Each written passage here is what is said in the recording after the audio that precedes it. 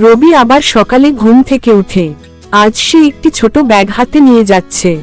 পেছনে পাখির গান, রোদ ধীরে ধীরে উঠছে। আজ রবি জানে একটিমাত্র ছোট কাজও কারো দিন বদলে দিতে পারে। রাস্তার পাশে একজন বৃদ্ধ মহিলা জড়োজড় করছে। রবি তার দিকে ছুটে যাচ্ছে। ছোট ছেলেরা দূরে তাকাচ্ছে। কখনো কখনো সাহায্যের জন্য শুধু সাহস দরকার। রবি বৃদ্ধ মহিলাকে হাত ধরে হাঁটতে সাহায্য করছে। মহিলা ধীরে ধীরে হাঁটছে, মুখে প্রশান্ত হাসি। একটি ছোট সাহায্য কারো বড় শক্তি হয়ে যায়। রবি বন্ধুদের কাছে ফিরে আসছে।